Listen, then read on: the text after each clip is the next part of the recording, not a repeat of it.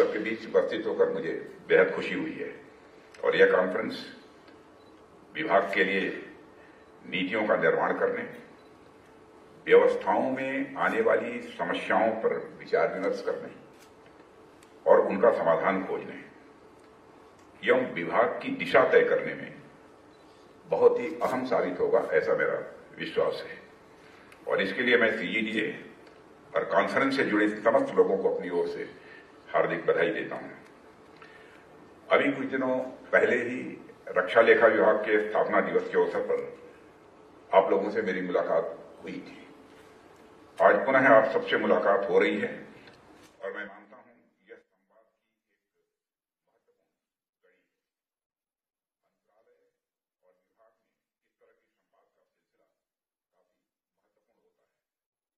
वाद संवाद नए नए आइडियाज को जन्म देते हैं, इसमें कहीं दो मत नहीं है। इसलिए जैसे ही मुझे आयोजन के बारे में बताया गया, मैंने सहज रूप से तुरंत यहां आने की अपनी कंसेंट दी।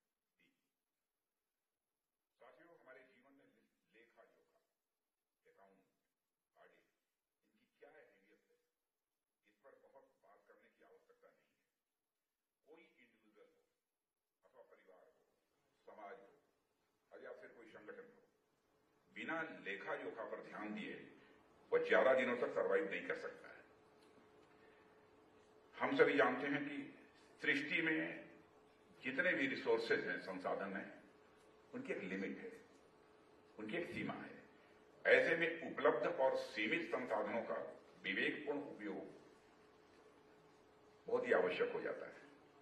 और दुनिया में कोई कितना भी अमीर आदमी क्यों न हो, पर किसी न किसी मोड़ पर उसे भी वित्त, फाइनेंस और संसाधन यानी रिसोर्सेज की जो लिमिट्स होती हैं उसका अनुभव होता है कि इसकी सीमा क्या है। और ऐसे में रिसोर्सेज कहां और कैसे खर्च किए जाएं, इसका हिसाब किताब रखना भी यह आवश्यक होता है। साथियों, संसाधनों की सीमितता यानी लिमिटेशन के कारण ही अर्थशास्त्र का जन्म हुआ है, मैं मानता हूं। इकोनॉमिक्स की परिभाषा अगर हम देखें तो पाएंगे economics is the study of scarcity and its implications for the use of resources, production of goods and services, growth of production and welfare over time, and a great variety of other complex issues of vital concern to society. और इस तरह की formal या informal study की जरूरत मानव को हमेशा से हो रही है। और यही कारण है कि हम इतिहास का कोई भी पीरियड उठाकर देखें, उसमें वित्त व्यवस्था या वित्त के हिसाब किताब की व्यवस्था यह अनिवार्य रूप से मिलती ही मिलती है। अब आप लोग युवाल नोआ हरारी की एक बुक है सैपियंस के बारे में सभी लोग अवगत नहीं होंगे तो कुछ लोग जरूर अवगत होंगे। इस पुस्तक में वह वर्णन करते हैं कि इतिहास में हमें जो पहला रिटन डॉक्यूमेंट प्राप्त होता है वह एक अकाउंटिंग डॉक्यूमेंट होता है। और मेसोपोटामिया में मिले इस अकाउंटिंग डॉक्यूमेंट में एक जगह 37 मंथ्स के दौरान बार्ली की 29,086 यूनिट्स की रिसीविंग दर्ज की गई है और उसके नीचे कुशिम नाम के किसी व्यक्ति का सिग्नेचर बना हुआ है। अंदाजा लगाया जाता है कि इतिहास का वो प्रथम ज्ञात व्यक्ति होगा, कोई अकाउंटेंट ही रहा होगा जिसने यह सिग्नेचर किया होगा। और इस आधार पर यदि हम देखें और यदि कहा जाए कि लिखित रूप में विश्व इतिहास का प्रारंभ हिसाब किताब यानी अकाउंटेंसी से, आप कहते हैं अकाउंटेंसी से यह प्रारंभ होता है, तो यह गलत नहीं होगा।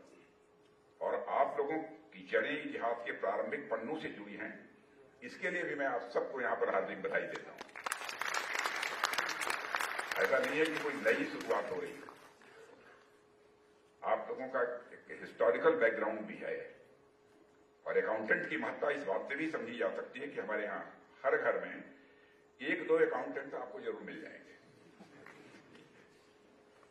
जो घर परिवार दुकान व्यापार नाते रिश्तेदारों के होने वाले लेन देन का भले ही लिखित रिकॉर्ड न रखते होंगे लेकिन जुबानी रिकॉर्ड जरूर रखते होंगे। और हमारी जो बहनें यहां पर मौजूद हैं, ये तो जरूर करती होंगी। और जो लोग गांव से जुड़े हैं वो जानते होंगे कि यह रिकॉर्ड अनेक परिवारों में प्रायः बूढ़ी माताओं के पास होता है, लेकिन अब ऐसा नहीं है। जो घर में यदि कोई आती है बाहर से शादी होने के बाद, तो अभी कुछ ही महीनों के बाद हिसाब किताब रखना शुरू कर देती है। और किसी परिवार में कब कोई शादी थी और उसमें किस रिश्तेदार ने कितना शकुन कितने कपड़े मिले, कितने बर्तन और मिठाइयां मिली, दिया तो किसने दिया, यह सब कुछ ऐसी माताएं बहनें होती हैं जो कि बिल्कुल जुबानी याद रहती है। और आप लोगों में से भी बहुत गांव के रहने वाले लोग होंगे, शहरों में भी जब कोई बाहर से आता है शादी ब्याह के अवसर पर कोई शकुन नहीं देता है तो उसका रिकॉर्ड किया जाता है किसने कितना दिया। यदि किसी ने 100 रुपया दिया तो फिर उसके यहां यदि कोई ऐसा कोई ऑकेजन आता है तो लोग कहते हैं कि 100 रुपया दिया है तो 100 रुपया ही दो, 101 दो, कम नहीं होना चाहिए। यह है अकाउंटेंट्स। आज तो अकाउंटेंट्स के पास बड़ी सुविधाएं हैं, पढ़ने लिखने और रिकॉर्ड रखने का एक प्रॉपर सिस्टम भी है। बावजूद इसके कभी कभी मुझे पता चलता है कि हिसाब किताब में छोटी मोटी एरर स्वाभाविक रूप से आ ही जाती है। पर क्या मजाल कि गांव में रिकॉर्ड रखने वाले उन लोगों के हिसाब किताब में कभी कोई गलती निकल जाए। इस काम को मैं भी कर चुका हूं। हमारे यहां भी शादी ब्याह रही, जब मैंने जब छोटा था, जब मैं प्राइमरी स्कूल में पढ़ता था, ये जिम्मेदारी मेरे ऊपर भी आती थी। अकाउंटेंसी का काम मैंने भी किया है। बिल्कुल एरर फ्री। और इस तरह हर एक परिवार में आपको कोई न कोई अकाउंटेंट मिल जाएगा जो परिवार की आर्थिक व्यवस्था संभालता है। और जिस घर में हिसाब किताब रखने वाले ऐसे लोग नहीं होते हैं, उनके घर त्योहार मनाना या कोई बड़ा कार्य करना थोड़ा सा कंपैरेटिवली अपेक्षाकृत यह कठिन होता है। इसलिए समाज में इन अकाउंटेंट्स का बहुत बड़ा सम्मान है। ऐसे में मेरे लिए बड़ी खुशी और गर्व की बात है कि मैं उन अकाउंटेंट्स के परिवार के मुखिया की भूमिका में हूं जो देश में रक्षा वित्त की व्यवस्था संभाल रहे हैं।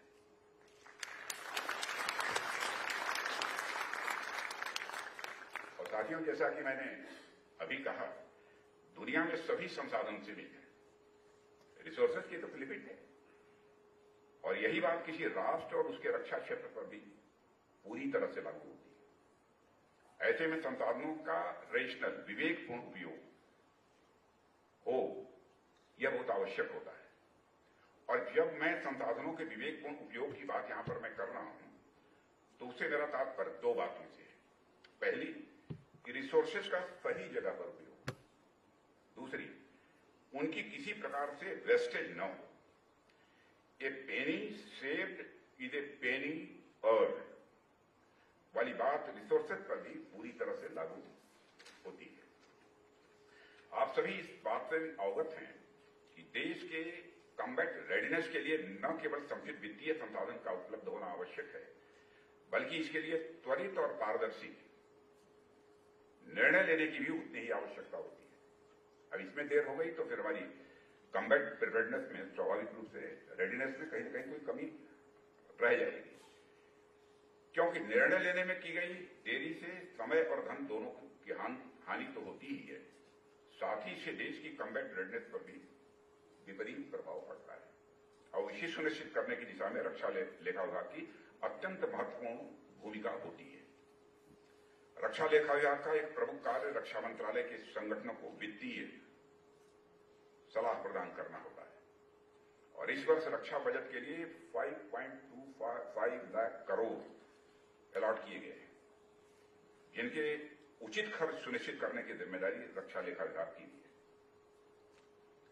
और मैं रक्षा लेखा विभाग को यही सजेस्ट करना चाहता हूं कि यदि कहीं पर मिनिस्ट्री ने कम खर्च किया है तो आप उनको सजेस्ट करिए, खर्च करें। प्रॉब्लम होगी फिर अगले बजट में। इस बार 5.25 लाख करोड़ है, यह मोर देन 6 लाख करोड़ जाना चाहिए। इसके लिए आवश्यक है कि समय पर जो कोई भी हमारे पास फंड है वह खर्च हो। मैं मानता हूं कि हमारे अकाउंटेंट्स की यह भी जिम्मेदारी बनती है, और यह सुझाव भी समय समय पर मंत्रालय के जो ऑफिशियल्स हैं, जो भी आपके पास जाते हों, जिनसे आपका संपर्क आता हो, तो समय समय पर यह भी सुझाव आपके द्वारा उन्हें दिया जाना चाहिए।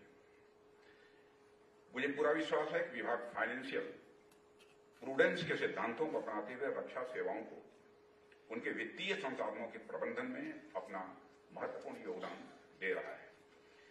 जब मैं यहां फाइनेंशियल प्रूडेंस की बात कर रहा हूं तो उससे मेरा मतलब एक साधारण समझ रखने वाले इंसान के वित्तीय विवेक से,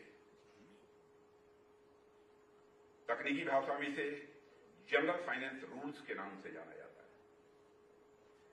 यानी फाइनेंस से जुड़े किसी भी ऑफिसर से यह एक्सपेक्ट किया जाता है कि सरकारी धन का इस्तेमाल वह उसी विवेक से करेगा जिस विवेक से कोई भी सामान्य इंसान अपने स्वयं के पैसों का इस्तेमाल करता है।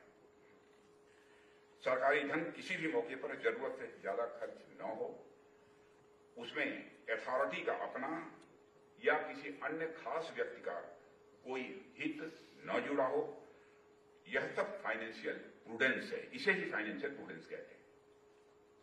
और ऐसे में रक्षा मंत्रालय में आपके जो प्रमुख रोल्स हैं, चाहे वह फाइनेंशियल एडवाइस देने का रोल हो, अकाउंटिंग, बिलिंग और पेमेंट्स का रोल हो, या फिर इंटरनल ऑडिट का रोल हो, इन रोल्स को मैं बहुत ही महत्वपूर्ण समझता हूं। आप लोगों ने अपनी मेहनत और लगन से इस कार्य में पिछले कुछ समय में एक प्रतिमान स्थापित किए हैं। माने प्रतिमान आपने स्थापित किया है, एक नजीर आपने प्रस्तुत की है। इसके लिए भी मैं आप सब लोगों को अपनी तरफ से हार्दिक बधाई देता हूं। और साथियों, अभी मैं इस कॉन्फ्रेंस के सेशन देख रहा था यहां, मुझे यह देखकर खुशी हुई कि आप लोगों ने कॉन्फ्रेंस में ऐसे टॉपिक्स रखे हैं जो विभाग की सेवाओं में बढ़ोतरी करने, विभाग के कामकाज में ट्रांसपेरेंसी लाने और ह्यूमन रिसोर्सेज मैनेजमेंट को और अधिक इंप्रूव करने की दिशा में निश्चित रूप से यह सहायक होंगे। इसमें से कुछ सेशन का जिक्र मैं यहां करना चाहूंगा।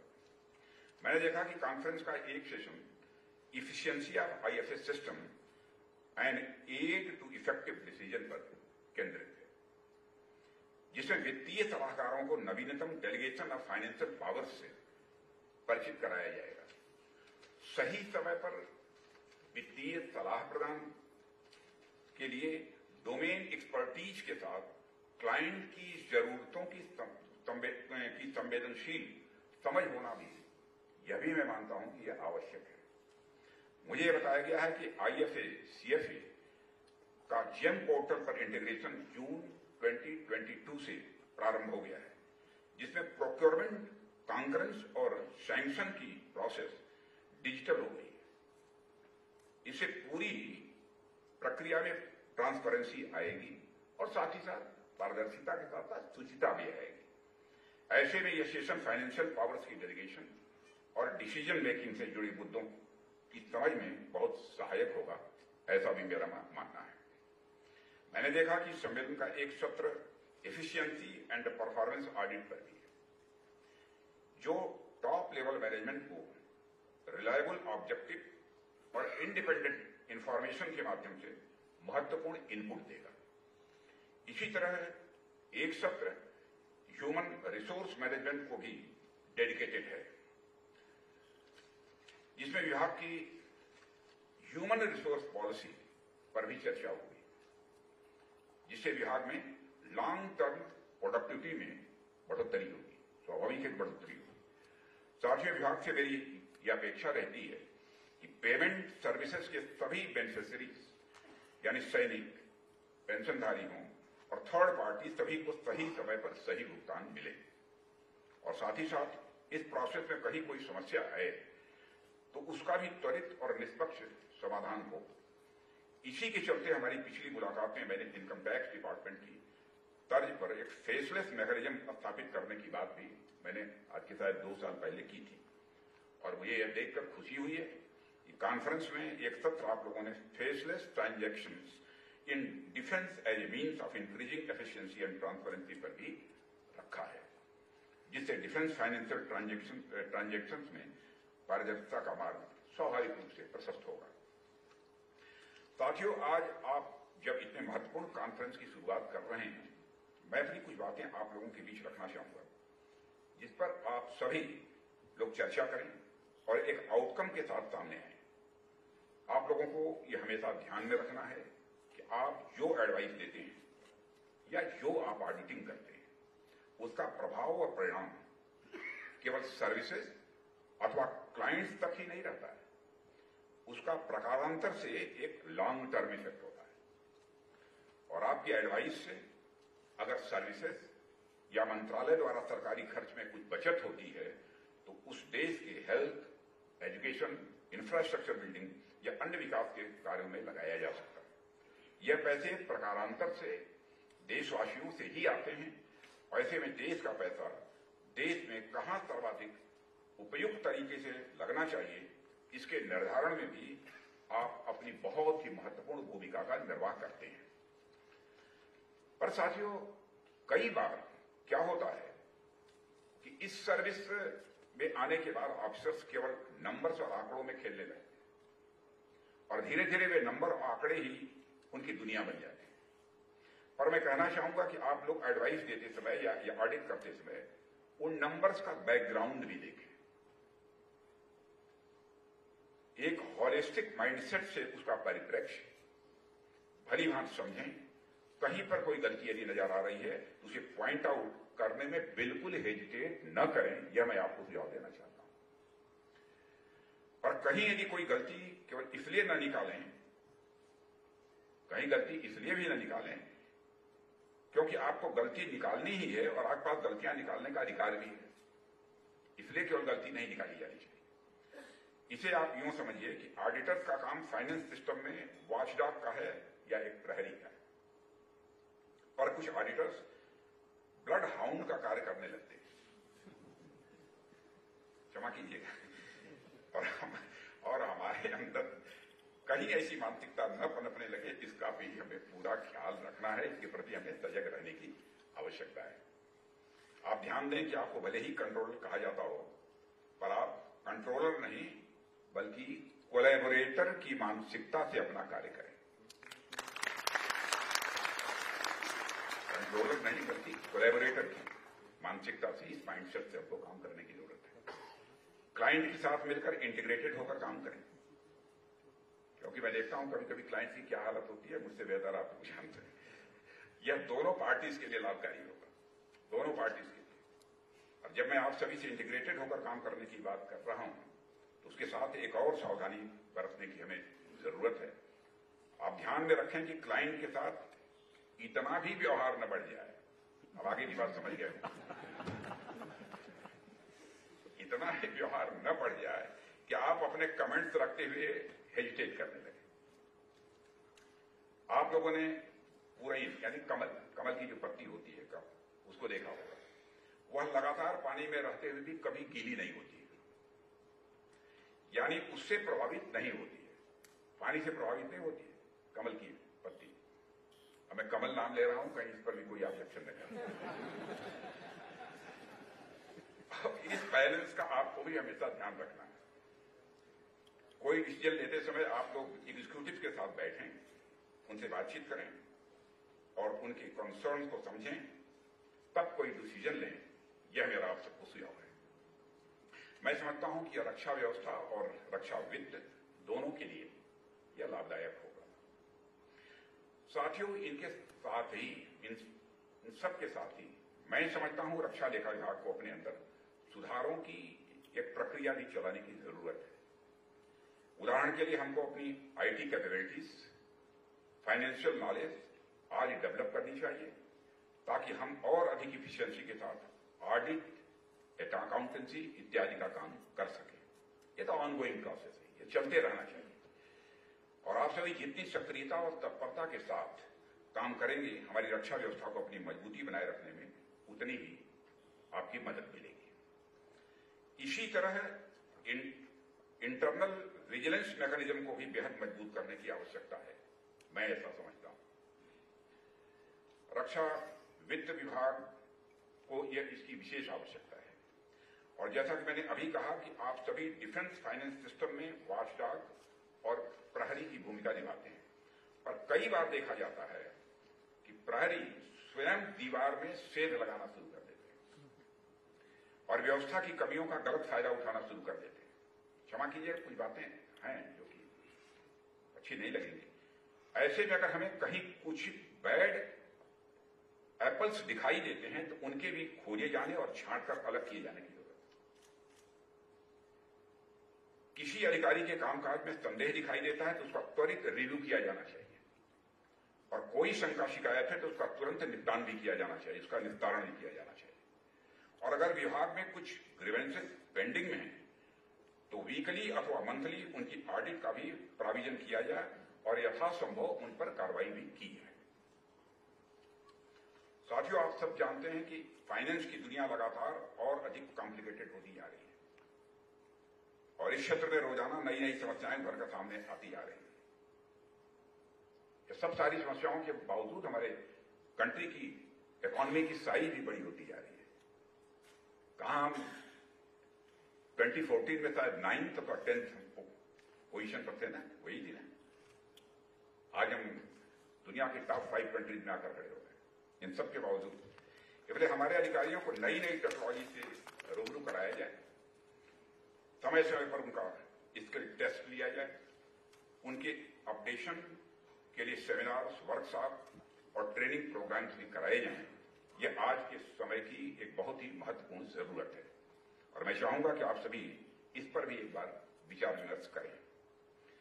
साथियों, मैं आशा करता हूं कि इस सम्मेलन में उपरोक्त मुद्दों एवं अन्य महत्वपूर्ण विषयों पर चर्चा निश्चित रूप से होगी, जिससे सभी जितने भी हमारे कंट्रोलर हैं वो लाभान्वित होंगे और विभाग किसी ठोस निर्णय पर पहुंचकर उस पर पूर्ण रूप से अमल करेगा। कहा भी गया है कि working hands are better than talking lips. Working hands are better than talking lips. मैं यह भी चाहूंगा कि सर्विस ऑर्गेनाइजेशंस विभाग को आवश्यक सहयोग दें ताकि विभाग द्वारा शुरू किए गए महत्वपूर्ण इनिशिएटिव्स का सभी को पूरा लाभ मिल सके। और आपके कार्यक्रम में देखिए, हमारे एक सर्विस चीफ बाहर है लेकिन 2 सर्विसेज के चीफ्स यहां पर मौजूद है। इतनी बात तो पक्की है कि इनका सहयोग रहा। आखिर में मैं भारतवर्ष के हर कोने और कमान से आए जितने भी हमारे कंट्रोलर हैं और हमारे वित्तीय सलाहकार हैं, उनको मैं अपनी हार्दिक शुभकामनाएं देता हूं आप सबको। और मैं ये कामना भी करता हूं कि विभाग का भविष्य भी उतना ही गौरवशाली होगा जितना कि उसका अतीत रहा है। यह मैं विश्वास अपनी तरफ से व्यक्त करता हूं। आप सबके नेतृत्व में यह विभाग निष्ठा और लगन से अपना उत्तरदायित्व निभाते हुए राष्ट्र के निर्माण में अपनी सक्रिय और रचनात्मक भूमिका यह निभाता रहेगा, ऐसा भी मेरा विश्वास है। और इस अवसर पर इससे अधिक कुछ न कहते हुए, क्योंकि अकाउंटेंसी के काम में बोलना कम चाहिए, कलम ज्यादा चला दीजिए, मैं विभाग में चल रही समस्त योजनाओं की सफलता के लिए भी अपनी कामना करता हूं और मैं आप लोगों के भविष्य के प्रयासों में सफलता की कामना करते हुए यहीं पर अपना मैं निवेदन समाप्त करता हूं। आप सबको बहुत बहुत धन्यवाद।